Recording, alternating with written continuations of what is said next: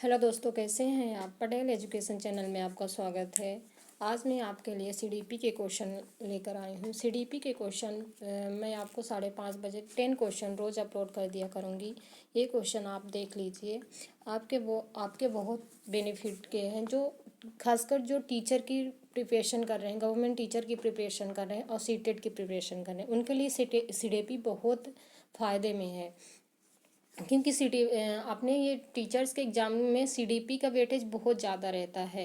क्योंकि इसीलिए सीडीपी के क्वेश्चन हमें ज़्यादा कवर करना चाहिए। और जैसे 10 रोज़ हम रेगुलर 10 क्वेश्चन याद करेंगे या सोल्व करेंगे, तो हमारा धीरे धीरे धीरे धीरे बहुत सारे क्वेश्चन क्लियर हो जाएंगे और हमारा सीडीपी आसानी से सॉल्व हो जाएगी, हमें करने में इजली हो जाएगी, हमें कोई प्रॉब्लम नहीं होगी। तो चलिए हम क्वेश्चन स्टार्ट करते हैं। पहला क्वेश्चन है, बच्चे की बुद्धि लब्धि 90 से 110 के मध्य है, वह है क्या। जो बच्चों की बुद्धि लब्धि है 90 से 110 के मध्य होती है, वो कौन सी बुद्धि कहलाती है। समान बुद्धि की, प्रखर बुद्धि की, उत्कृष्ट बुद्धि की, प्रतिशाली बुद्धि। तो ये क्या, इसका आंसर क्या होगा, सामान्य बुद्धि। तो और आप ही एक बात ये भी ध्यान में रखिए कि क्वेश्चन अच्छे से पढ़े। कुछ कुछ क्वेश्चन के आंसर ही क्वेश्चन में ही मिल जाते हैं। जैसे ये इसी क्वेश्चन को ध्यान दीजिए कि बच्चे की बुद्धि लब्धि 90 से 110 के मध्य, ना 90 से कम है ना 110 से ज़्यादा है, मतलब बीच में है, बीच यानी सामान्य में है। तो ये कौन सी बुद्धि आएगी, सामान्य बुद्धि है। नेक्स्ट क्वेश्चन बढ़ते हैं। और एक बात और ध्यान दीजिए, सॉरी गाइस, कि इसमें जो क्रम वाइज है वो ऊपर नीचे हो गया, इस पर ज़्यादा फोकस मत कीजिए, क्योंकि पीडीएफ बनाते समय हमें क्वेश्चन का क्रमांक इधर उधर हो जाता है। तो आप इस पे क्वेश्चन पे फोकस कीजिए, इस पे ध्यान मत देना। तो चलिए नेक्स्ट क्वेश्चन करते हैं। गार्डनर ने 7 बुद्धि का अधिमान निर्धारित किया है, इनमें से कौन सा नहीं है। जो गार्डनर है उन्होंने कितनी बुद्धि का अधिमान किया है, 7 बुद्धि का लेकिन निर्धारित किया, लेकिन इनमें से कौन सा नहीं है जो उन्होंने नहीं किया है।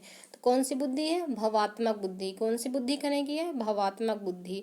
ये क्वेश्चन के नंबर 2 क्वेश्चन बन सकते हैं इससे। जैसे गार्डनर, एक क्वेश्चन ऐसा भी पूछ सकता है कि गार्डनर ने कितनी बुद्धि का अधिमान निर्धारित किया। तो आपका एक क्वेश्चन बन गया कितने, 7 बुद्धि का। और एक क्वेश्चन तो ये है ही है। तो ऐसे क्वेश्चन को तोड़, ये नहीं कि रट रट के क्वेश्चन, रट रट के नहीं याद करना है, न याद नहीं करना है, क्वेश्चन समझ के पढ़ना है। नेक्स्ट क्वेश्चन है, बच्चे के लिए निःशुल्क एवं अनिवार्य शिक्षा का अधिकार अधिनियम को कितने वर्ष के लिए लागू है। जो बच्चे के लिए निःशुल्क एवं अनिवार्य मतलब शिक्षा कितने वर्ष से अनिवार्य जरूरी है, कितने से, 6 से लेकर 14 वर्ष के बच्चों के लिए। नेक्स्ट क्वेश्चन है, एक बच्चे की बुद्धि और विकास के अध्ययन में सर्वाधिक अच्छी विधि कौन सी होती है। जैसे एक बच्चा है, उसे बुद्धि और विकास के अध्ययन में सर्वाधिक विधि कौन सी होती है, कौन सी विधि होती है, विकासी विधि। जैसे डेवलप बच्चों में जैसे ही विकास होगा, तो जैसे जैसे विकास होगा तो बच्चा उसे सीखने के लिए उत्साहित होगा और वो आगे नई नई चीज़ों को सीखने के लिए प्रेरित होगा, और वो एक दूसरे नई से नई वस्तु, नई से नई चीज़ों को सीखने की कोशिश करेगा। तो कौन सी है, विकासी, डेवलपमेंट, विकासी विधि। यदि एक बच्चा की मानसिक आयु 5 वर्ष है तथा वास्तविक आयु 4 वर्ष है, तो उस बच्चे की बुद्धि लब्धि होगी। जैसे एक बच्चे की मानसिक आय तो उसकी जो दिमाग सोचने की क्रिया है वो 5 वर्ष के बच्चों के जैसी है, लेकिन उसकी रियलिटी एज तो 4 वर्ष है, लेकिन वो सोचता कैसे है, जो 5 वर्ष का बच्चा सोचता है वही 4 वर्ष का बच्चा सोचता है। तो उसमें की बुद्धि लब्धि कितनी हो, ऐसे बच्चों में बुद्धि लब्धि कितनी होती है, 125 बुद्धि लब्धि होती है। इसका करने का मतलब बच्चा तो है 4 साल, उसकी रियलिटी एज है 4 साल, लेकिन वो सोचता है वो 5 साल के बच्चों को। जो 5 साल का बच्चा सोच सकता है वो 4 साल का बच्चा सोच रहा है, मतलब उसकी बुद्धि लब्धता बहुत ज़्यादा है, 125 है। मनोविज्ञान का आधारभूत विज्ञान है, यह किसने कहा है। मनोविज्ञान का आधारभूत विज्ञान है, यह किसने कहा है, स्किनर ने कहा है। किसने कहा है, स्किनर ने कहा है। हिंदी अक्षरों को बालक किस आयु में पहचानने लगते हैं। जो हिंदी के अक्षर होते हैं वो बच्चे किस किस आयु में पहचानने लगते हैं, 5 वर्ष में। 5 वर्ष के बच्चे, 5 वर्ष के होते ही, 5 वर्ष के जो बच्चे हैं वो हिंदी के अक्षरों को पहचानने लगते हैं। नेक्स्ट क्वेश्चन, एनेल्किया क्या है?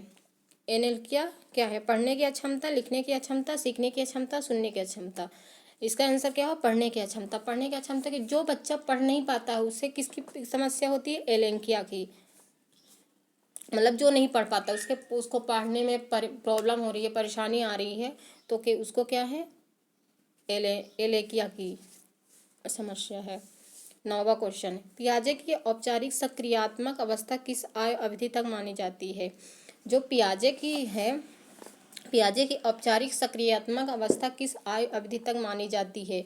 कितने आयु अवधि तक मानी जाती है? 11 से 15 वर्ष के बच्चों में।